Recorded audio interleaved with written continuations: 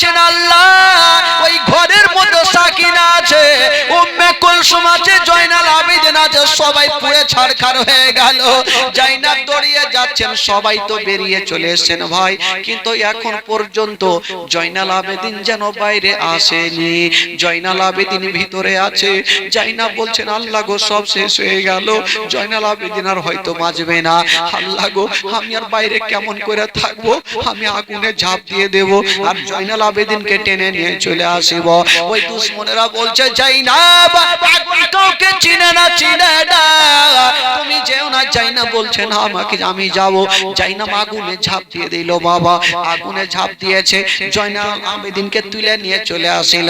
খোদার কসম বাবা, জাইনাব যে আগুনে গিয়েছিল আবার এসেছিল, কাপড় তো দূরের কথা, এখন সুতা পর্যন্ত পুড়েনি। জয়নাল আবেদিন কাঁদছে, সাকিনাকে নিয়ে কাঁদছে। বাবা গো খিমাতে সবাই কাঁদতে লাগলো, হাহাকার মেটে গেল। বাবা চিন্তা করেন, একটা বাড়িতে যদি ফ্যামিলির মধ্যে একজন ইন্তিকাল হয়, ওই বাড়িতে কাউরি হাসি খুশি থাকে না ভাই, সবাই দুঃখ প্রকাশ করে, সবাই হাউমাউ করে কাঁদে। একদিকে বিবি কাঁদছে, একদিকে বেটা কাঁদছে, একদিকে বেটি কাঁদছে, সবাই ঝাড় ঝাড় হয়ে কাঁদছে। জাইনাব সবাইকে সান্ত্বনা দিচ্ছে, তোমরা কান্দিও না, কপালে যেটা লেখা আছে সেটা হবে, তোমরা চোখের পানি ফেলিও।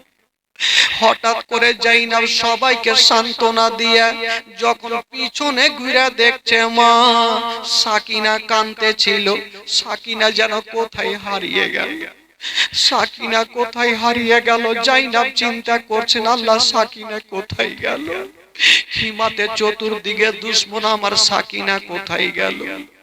জাইনাব কাঁদতে কাঁদতে, এই বাচ্চাগুলোকে একটু বুঝাতে, ওই উঠাকে ফেক দেবে, বলছি তোরা কথা বলবি না।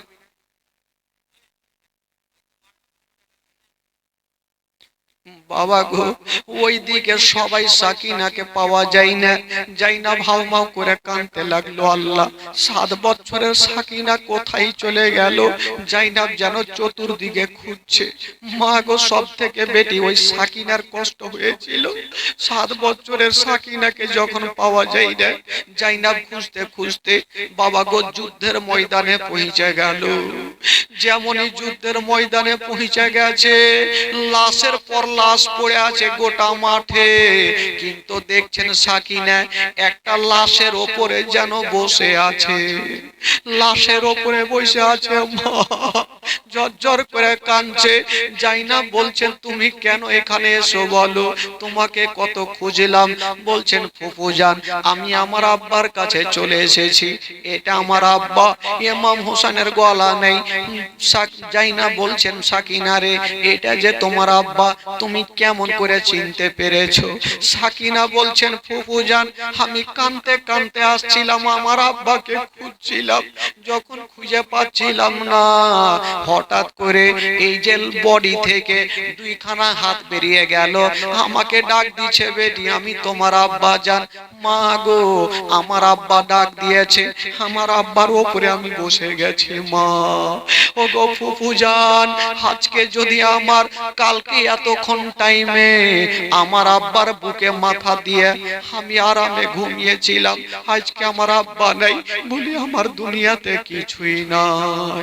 জাইনাব থাকতে পারলেন না, সাকিনাকে বুকখানে নিয়ে কাঁদতে লাগলো, সাকিনা রে কান্দিও না, চলো একটু বাড়ি চলো, ফুফুজান আমি আব্বাকে ছাড়া যাব না। ইমাম হোসেনের বডি পড়ে আছে, ওই জাইনাব সাকিনাকে সান্ত্বনা দিয়ে নিয়ে গেল। যেমন নিয়ে গেছে, বাবা গো অন্ধকার রাত্রি যখন হয়ে গেল, গভীর রাতে পূর্ণিমার চাঁদ, জাইনাব বলছে এক কাজ করো, তোমরা সবাই খেমাতে থাকো। সাকিনা বলছেন, ফুফুজান আপনি কোথায় যাবেন? বলছে, যাব আমি হুজুরের কাছে যাব, আমি ইমাম হোসেনের লাশের কাছে দাঁড়াবো, আমি লাশকে কেউ যেন চুরি করতে না পারে, আমি একটু দাঁড়িয়ে দাঁড়িয়ে পাহারা দিব। জাইনাব চলে গেছে, লাশের কাছে দাঁড়িয়ে আছে মা। একটা ঘটনা ঘটে গেল সেখানে মা গো। জাইনাব দাঁড়িয়ে ছিল, হঠাৎ করে পূর্ণিমার চন্দ্র ওই রাতের বেলাতে দুইজন ঘোড়াতে সাওয়ার হয়ে অন্ধকারে যেন চলে আসে সামনে দিকে। জাইনাব বলছেন কে আছো গো? আমার ভাইকে শহীদ করে দিয়া তোমাদের মনের স্বাদ মিটেনি, তোমরা আসিও না, আমার ভাইয়ের লাশকে চুরি করতে আমি দিব না। কথা শুনে না, আবার কাছাকাছি হইল। জাইনাব বলছে চলে যাও, নচেত আমি ফাসাদ বেনে যুদ্ধের ময়দানে নেমে যাব। আওয়াজ চলে আসিল, জাইনাব রে তোমাকে ফাসাদ বাঁধতে হবে না, তুমি ফাসাদ বাঁধিও না।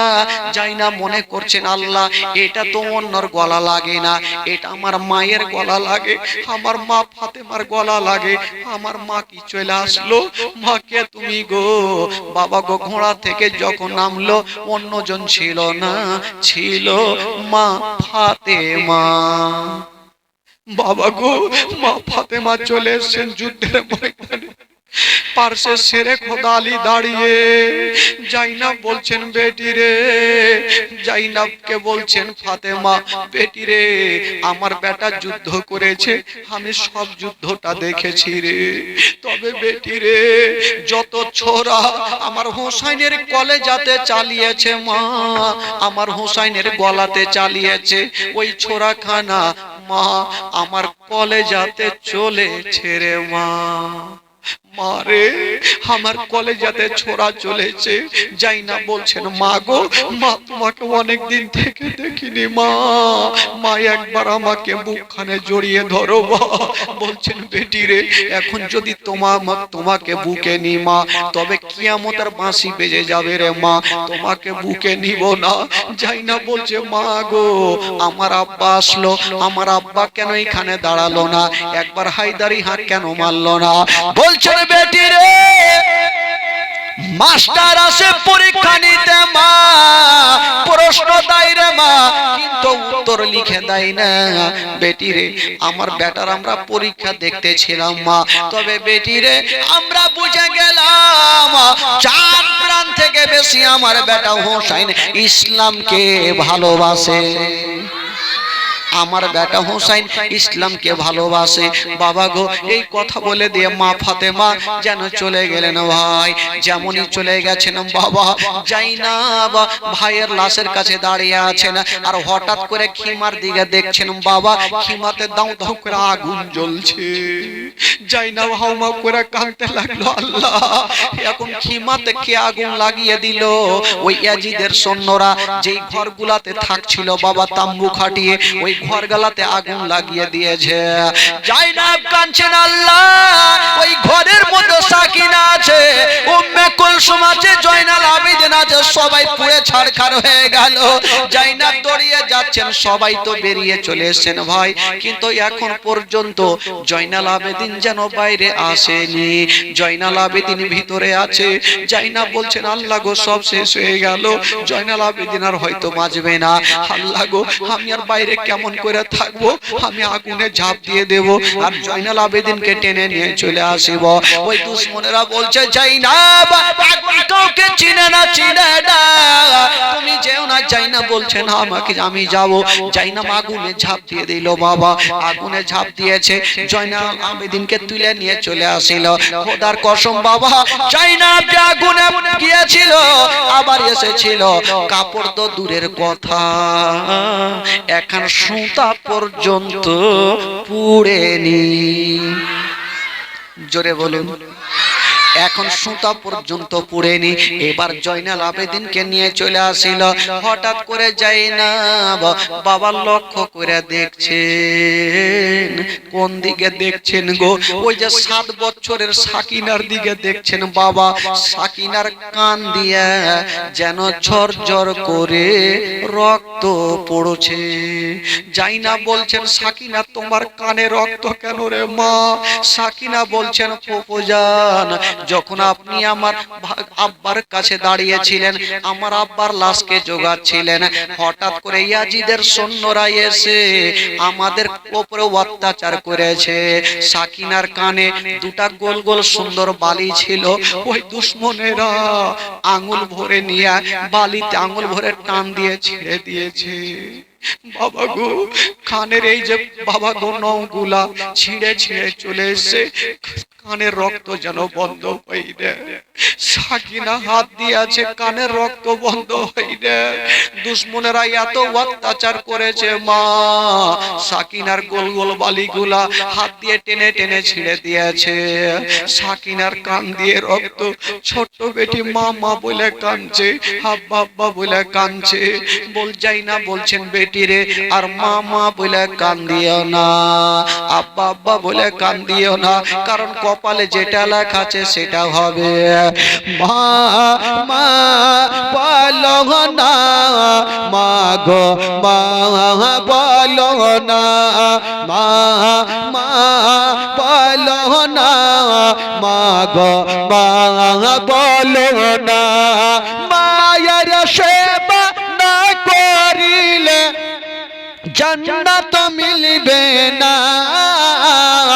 মা মা বলো না, মা গো মা বলো না, মা মা বলো না, মা গো মা বলো না।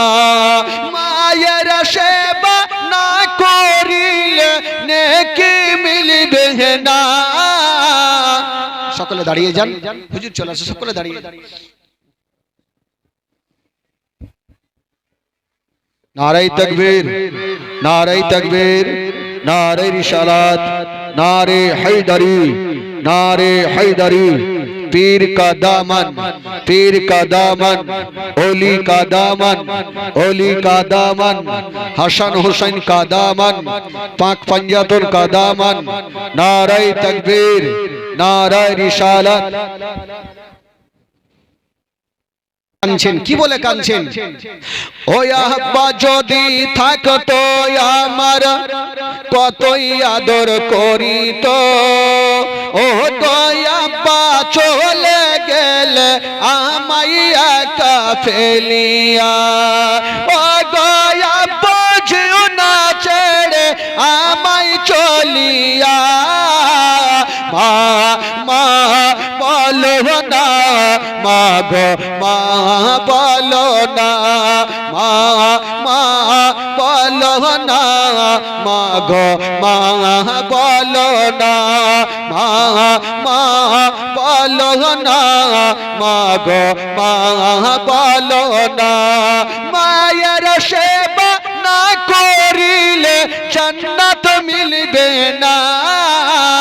মা মা বলো না, মা গো মা বলো না, মা মা বলো না, মা গো মা বলো না, মা মা বলো না, মা গো মা বলো না। মায়ের সেবা না করিলে নেকি মিলবে না। মা মা বলো না, মা গো মা বলো না, মা মা বলো না, মা গো মা বলো না, মা মা বলো না, মা গো মা বলো না। ওই জাইনাব সাকিনাকে মুখখানে নিয়ে বলছেন, বেটি আর কান্দিও না, কপালে যেটা লেখা আছে সেটা হবে।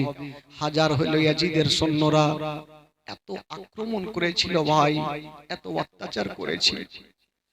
সাকিনা কাঁদছে, শহর বানু কাঁদছেন, হাসান বানু কাঁদছেন, উম্মে কুলসুম কাঁদছেন, সবাই জারে জার হয়ে কাঁদছে। কিন্তু বেরাদার বন্ধুগণ ভাই, কিতাবে লিখছেন ওই ইয়াজিদের সৈন্যরা কি করেছিল। বাবা গো, ওই যারা নবী বংশের ছেলেরা ছিল, আহলে বাইতের ছেলেরা ছিল, বাবা গো ওই জয়নাল আবেদিনের হাতে হাত করি, পায়ে জিঞ্জির, বাবা গো বন্দি বানিয়ে নিল। বাবা গো সাকিনাকে বন্দি বানালো, সবাইকে বন্দি বানিয়ে বাবা গো জেলখানায় ভরে দিল। কেমন জেলখানায় ভরে দিয়েছেন মা। বাবা গো এই জেলের মধ্যে টোটাল 34 দিন রাখা হয়েছিল। বাবা গো যখন 34 দিন পরে যখন জেল থেকে বার করছেন বাবা, আচ্ছা বলুন তো ভাই, একটা লোককে যদি 1 মাস 1.5 মাস ধরে খাওয়া না দেওয়া যায়, বলুন তো সে কেমন করে থাকবে? যখন 34 দিন পর বের করছেন, সাকিনা আছে গো, সাকিনার মাংস গুলা কিছুই নাই, শুধু হাড় হাড্ডি দেখা যায়। জয়নাল আবেদিন আছে, শুধু হাড় হাড্ডি দেখা যায়। বাবা গো কেউ আছে কিন্তু কাউরি হাড় কি বলে মাংস দেখা যায় না, সবারই হাড় হাড্ডি দেখা যায়। এবার কি করেছিল, এবার সবাইকে বন্দি বানায়া বললো এক কাজ করো, ইনাদেরকে নিয়ে চলো ইয়াজিদের রাজধানী, ইয়াজিদের কাছে নিয়ে চলো। লোকজন বললো ওগো ইবনে সাদা, সবাইকে তো নিয়ে যাওয়া হবে, হোসেনের লাশটাকে কি করা হবে? বললো এক কাজ করো, একখানা বল্লম নিয়ে চলে আসো। একখানা বল্লম নিয়ে চলে আসিল। বাবা গো ইমাম হোসেনের মাথা খানাকে নিয়ে বল্লমের নোকের ওপরে এইভাবে লাগিয়ে দিল, আর বাবা উঁচা করে নিয়ে চলে যাচ্ছে। সবাই চলে যাচ্ছেন বাবা গো, সবাইকে বন্দি বানায়া নিয়ে চলে যাচ্ছেন বাবা। তবে ইয়াজিদের সৈন্যরা ইমাম হোসেনের মাথা মুন্ড খানাকে বাবা গো বল্লমের নোকের উপরে নিয়ে যাচ্ছে। যেতে যেতে এমন কি ঘটনা ঘটে গেল, একটা জায়গাতে গিয়া ইমাম হোসেনের মাথা ওই বল্লম থেকে জমিনে পড়ে গেল। বাবা গো যেমন জমিনে পড়ে গেছে, একটা লোক দৌড় দিয়ে চলে আসিল, ভাবলো ইমাম হোসেনের মাথা খানাকে নিয়ে বল্লমের উপরে লাগিয়ে দিব। যেমনই মাথা খানাকে টান দিচ্ছে, মাথা খানা যেন উঠে আসে না। আবার একটা লোক চলে আসিল, মাথা খানাকে তুলতে পারে না। আবার 3-4টা লোক চলে আসিল, মাথা খানাকে তুলতে পারে না। বাবা গো দূর থেকে সীমার পাপি বলল, তোমরা এতজন হইয়া মাথা তুলতে পারো না, তোমরা সরে যাও, সরে যাও, আমি ইমাম হোসেনের মাথা খানাকে তুলে দিব। ওই দুশ্মন সীমার পাপী ইমাম হোসেনের মাথা খানা ধরে টান দিতে লাগলো, কিন্তু মাথা খানা তুলতে পারে না। কেন তুলতে পারে না মা গো? তখন সীমার পাপী বলল এক কাজ করো, আমাদের মধ্যে কেউ মাথা তুলতে পারবে না, একজনই পারবে, ওই ইমাম হোসেনের বেটা জয়নাল আবেদিনকে বলো, তাহলে ওনার বাপের মাথা খানা তুলে দিবে। বাবা গো এবার ডাক দিল, ও গো জয়নাল আবেদিন, তোমার বাপের মাথা তুলা যায় না, তুমি তুলে দাও। আর যদি না তুলো, তবে তোমার এই যে বহিনের উপরে আক্রমণ করব, তোমার আত্মীয় স্বজনের উপরে আক্রমণ করব, সবারই উপরে আক্রমণ করব। বাবা গো সবারই উপরে আক্রমণ করা শুনে জয়নাল আবেদিন বাপের কাছে গিয়ে দাঁড়িয়ে গেছে, বাপের মাথার কাছে দাঁড়িয়ে গেছে। হাব্বা গো, হাব্বা গো, আপনার মাথাটা আমি তুলতে এসেছি আব্বা। বাবা গো আল্লাহর কি কারিশমা, ইমাম হোসেনের মাথা থেকে বাবা চোখটা খুলে গেছে, আর মুখ দিয়ে একটা কথা বের হচ্ছে, বলছে বেটা রে, আমার মাথা কেউ তুলতে পারবে না রে বেটা। কেন আব্বা? বলছে বেটা একটা কথা বলো, তোমার বহিন আমার বেটি সাকিনা কোথায় আছে বেটা? বলছে আব্বা গো কোথায় থাকবে? বাবা গো ওই সাকিনা যখন চলতে পারছিল না, সাকিনাকে উটের পিঠে বাঁধা হয়েছিল। বলছেন বেটা রে, তোমার বহিন কোথায়? বলছে আব্বা উটে বাঁধা আছে। বলছে বেটা রে, একবার তাকিয়ে দেখো, তোমার বহিন উটের ওপরে নাই। যখন তাকিয়ে দেখছেন গো উটের ওপরে নাই, কোথায় গেল, কোথায় গেল সাকিনা, কোথায় গেল? বাবা গো ওই উটের ওপরে সাকিনা বাঁধা ছিল, আর এক বদ্দুশমন দুরাচার উট যখন চলছিল না, উটের পিঠে চাবুক চালাচ্ছিল, যত চাবুক চালিয়েছিল বাবা উটের পিঠে লাগেনি, সমস্ত চাবুক খানা সাকিনার পিঠে লেগেছিল। সাকিনার পিঠে চাবুক মেরে মেরে বাবা গো পিঠে মাংস নাই, শুধু কি বলে রক্ত দেখা যায়, হাড় হাড্ডি দেখা যায়, বাবা গো মাংসগুলা ছুটা ছুটে পড়ে গেছে। সাকিনা কাঁদতেছিল, ওই দুশমন দুরাচার সাকিনাকে নিয়ে একটা জঙ্গলে ফেলে দিয়েছে। ইমাম হোসেন বলছে বেটা রে, যতক্ষণ পর্যন্ত আমার বেটিকে আমাদের সাথে না নিয়ে আসবে রে বেটা, আমাকে আমার মাথা কেউ তুলতে পারবে না। জাইনাব চিন্তা করছেন আল্লাহ সাকিনা কোথায় গেল, দেখছেন উটের উপরে নাই। জাইনাব দৌড়িয়ে চলে যাচ্ছেন বাবা, দৌড়িয়ে চলে যাচ্ছেন বাবা। হঠাৎ করে একটা বিশাল বড় জঙ্গলে দেখছেন একটা গাছের তলাতে একটা বোরখা পরে কে বসে আছে। বলছে কে আছো গো? একটা 7 বছরের বেটিকে কি তুমি দেখেছো? যেমনই বলতে নাই ওই বোরখার ভিতর থেকে সাকিনাকে বার করে দিচ্ছেন, এই যে নিয়ে নাও বেটি। বাবা গো ওই কে ছিল? ওইটা অন্য কেউ ছিল না, ওইটাই ছিল ফাতেমা, ওইটা ছিল ইমাম হাসান হোসেনের মা ফাতেমা।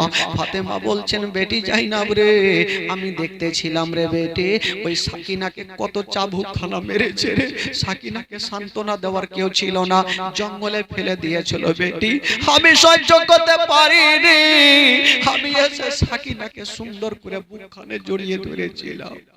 বাবা গো একটা 7 বছরের বেটির পিঠে এত চাবুক মেরেছে, এমনি তো কদিন থেকে খানা নাই পানি নেই, সাকিনা শুধু একবার বেহুশ হয়ে যাচ্ছে, একবার জ্ঞানটা ফিরছে।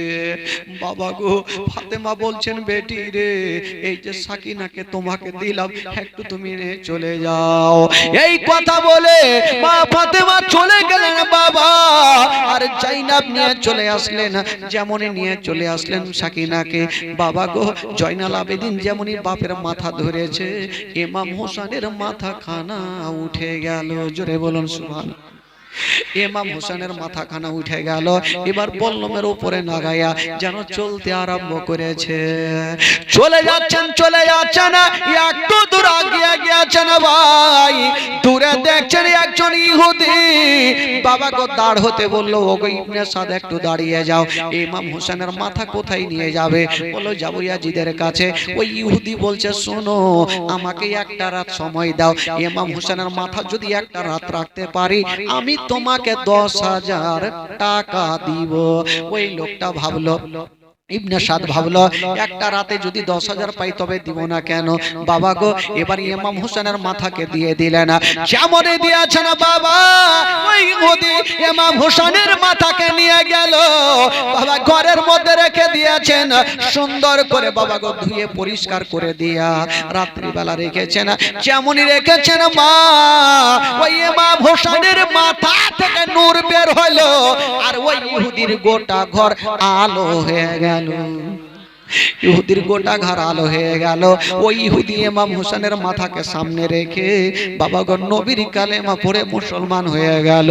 লা ইলাহা ইল্লাল্লাহ, জোরে লা ইলাহা ইল্লাল্লাহ, লা ইলাহা ইল্লাল্লাহ, লা ইলাহা ইল্লাল্লাহ, মুহাম্মাদুর রাসূলুল্লাহ সাল্লাল্লাহু আলাইহি ওয়াসাল্লাম। আল্লাহুম্মা সাল্লি আলা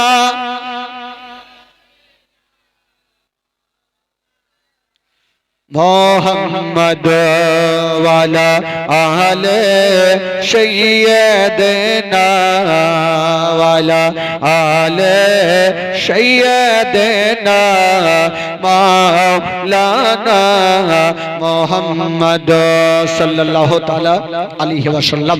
একবার মোহাব্বতে বলুন তো সুবহানাল্লাহ, একটু দুই হাত তুলে বলুন তো সুবহানাল্লাহ, জোরে বলুন ইয়া রাসূলুল্লাহ। আপনাদের ঘুম লাগছে নাকি ভাই? চোখ যে ছোট ছোট হয়ে গেছে, বাড়কা বাড়কা করবেন তাহলে না। চোখ ছোট ছোট হয়ে গেছে দেখছি। বেরাদার বন্ধুগণ, ভাই আপনাদের উর্দু ভাষায় একটা কবি লিখেছেন, একটু আমার সঙ্গে গোটা মাজমা পড়েন তো দেখি, ঈমান তাজা হবে। গোটা মাজমা পড়েন। নূর ওয়ালা আয়া গে, নূর লেकर आया गे, नूर वाला आया गे, नूर लेकर आया गे, सारे आलम में ये देखो कैसा नूर छाया है। अस्सलातु वस्सलामु अलैका या रसूल अल्लाह, अस्सलातु।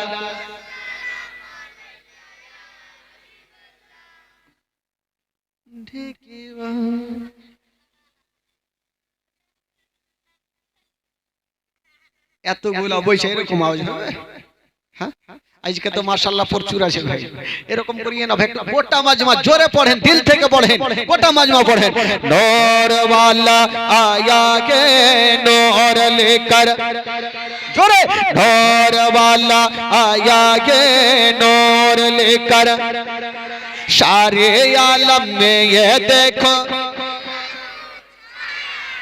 अस्सलातु वस्सलामु अलैका या रसूल अल्लाह। ओ तेरे नस्ल पाक में ये बच्चा बच्चा नूर का, तेरे नस्ल पाक में ये बच्चा बच्चा नूर का, तू है आईने नूर तेरा सब घराना नूर का। नूर नूर नूर वाला आया है, नूर लेकर, जोरे। नूर वाला आया है, नूर लेकर,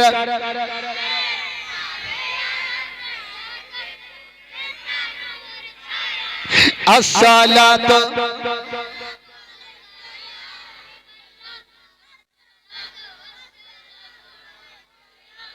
जोरे बोलें, जोरे बोलें।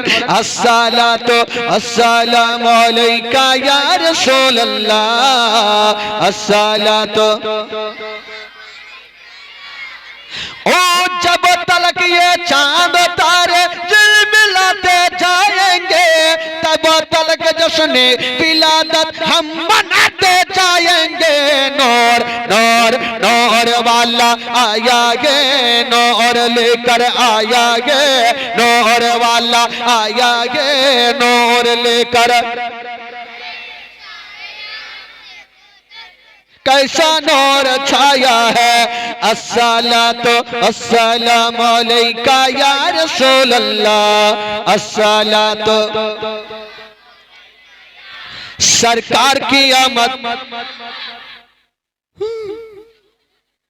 এরকম হবে। এতগুলা লোক আছেন ভাই, একসঙ্গে বলবেন আর দুটা হাত তুলে বলবেন, আমার নবী আরো খুশি হবে। গোটা মাজমা হাত তুলবেন। সরকার কি আমদ, চাদরগুলো রেখে দে আর সামনে তুলিয়ে নিয়ে এভাবে দিয়েন না, কাকে লাগবে নাক মুখ ভাঙবে। সামনে তুলবেন ভাই, গোটা মাজমা তুলেন দেখি, ঈমান তাজা হবে। সরকার কি আমদ, দিলদার কি আমদ, যারা ऊंचा बोलो, যারা ঝমকে বলো। अव्वल की आमद, आखिर की आमद, जाहिर की आमद, बातिन की आमद, बाड़ी चलो।